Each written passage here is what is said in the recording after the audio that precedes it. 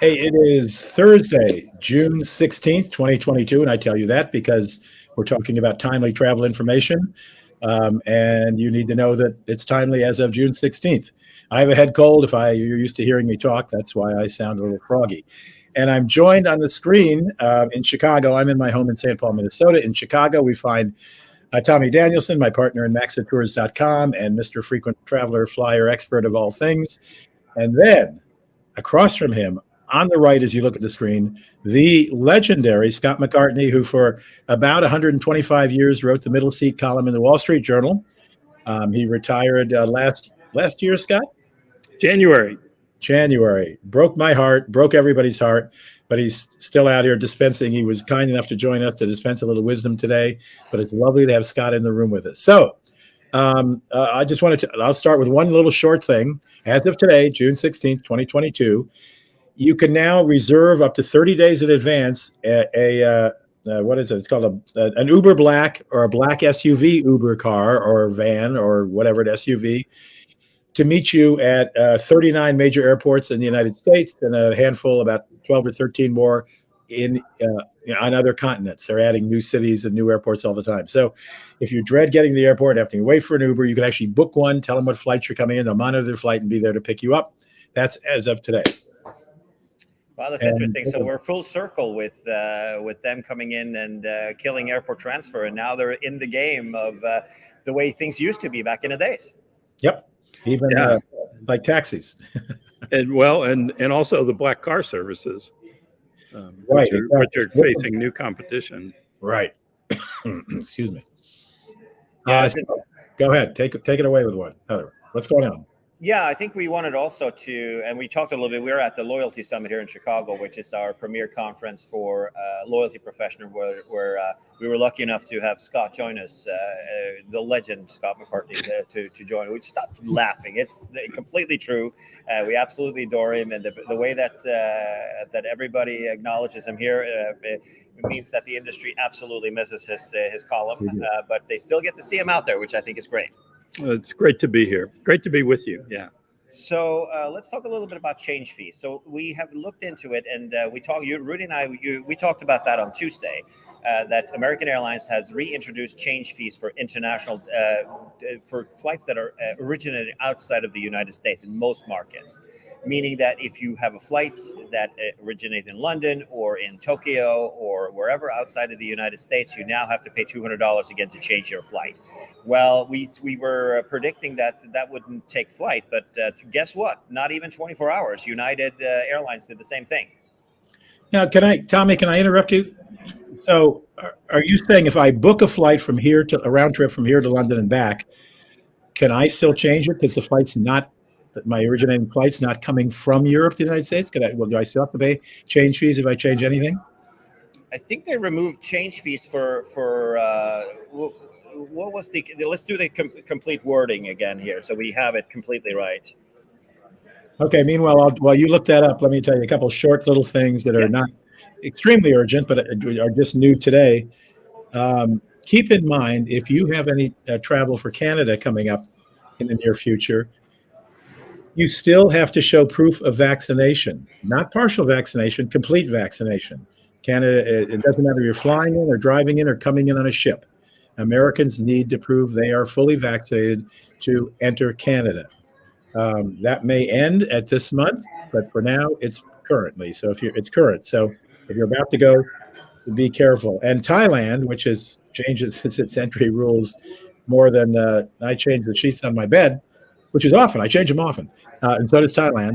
Thailand is not going to require you to fill out a paper thing with an immigration form anymore. They're trying to speed things up through the airport. And, people get to the front of the line and they haven't filled the thing out right. And they have to get a pen and they have to fill it out and it takes longer. So thank you, Thailand, for getting rid of the paperwork. There you go. And by the way, before you go to Canada, you got to fill out a proof of vaccination report before you get there. You can find that form at ArriveCan, like Arrive Canada. ArriveCan. It's an app. It's an app, not a website. ArriveCan. Fill out your form and go. Okay. Do we have a definitive answer here, judges? Yeah. So we have the it was correct, like the way it was stated. The changes just to read the policy on United's website. So there's no, how the waiver and the policy is now.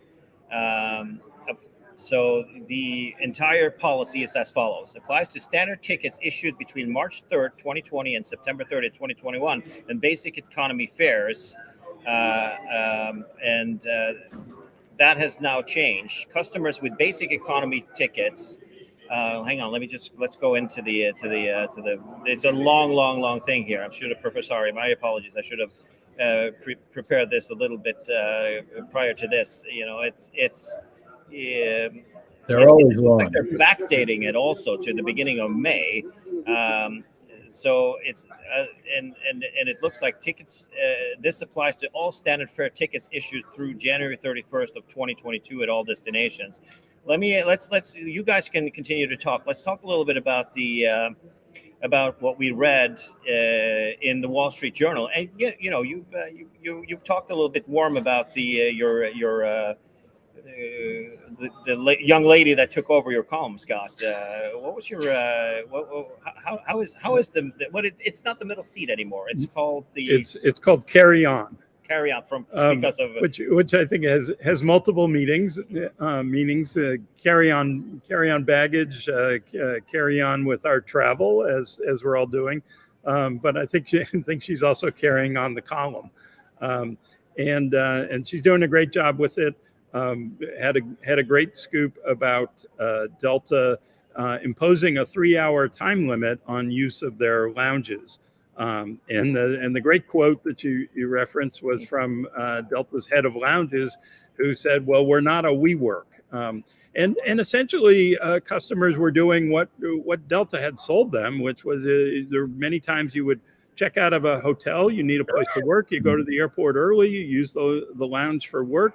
You may be there 4 or 5 or 6 hours, but that was what you got for paying for your membership. Now, Delta and other airlines have addressed this different ways, but Delta had a real problem with overcrowding in the lounges as people come back.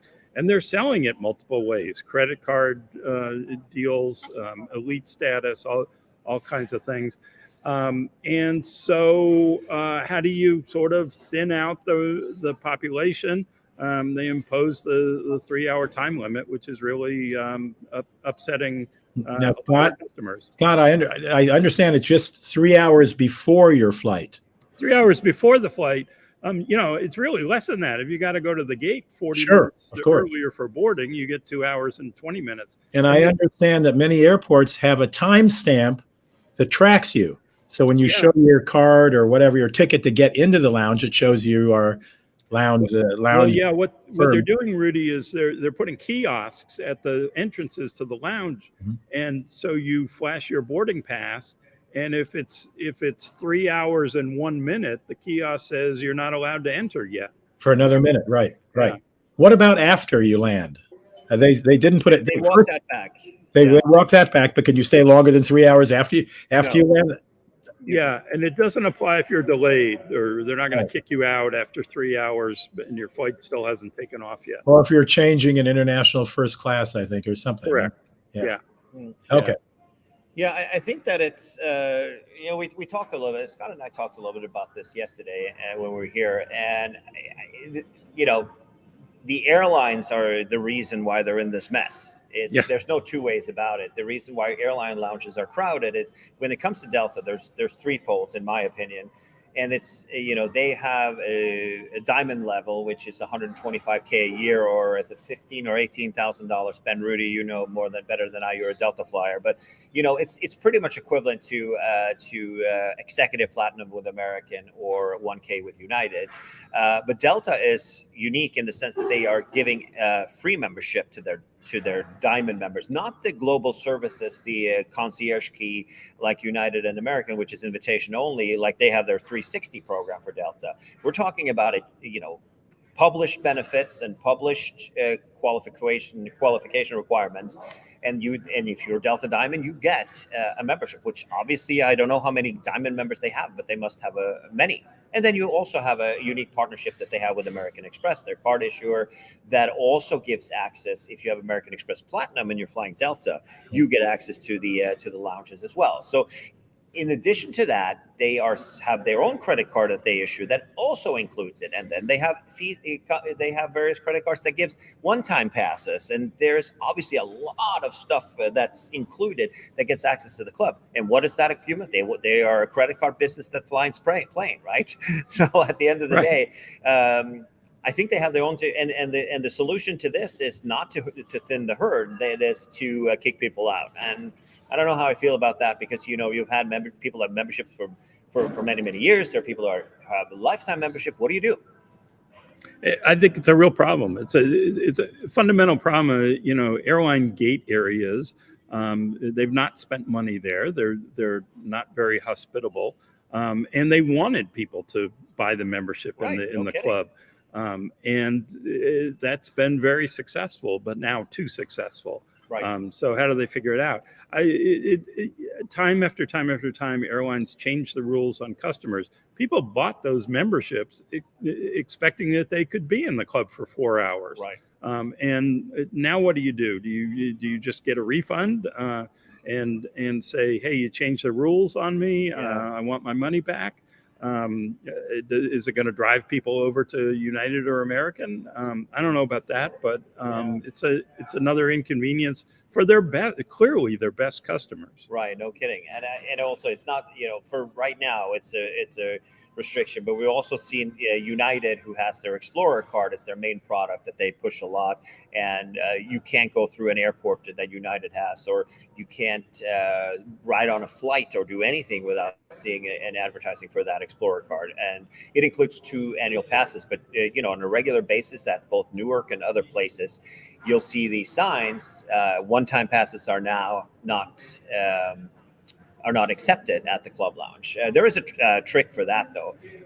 I called in and I said, "Hey, I saw that sign, and I couldn't get into the lounge because of that." And they gave me my annual fee, which is $95 back. So it's worth calling Chase if you have the United card and you can't get into the lounge because of restrictions.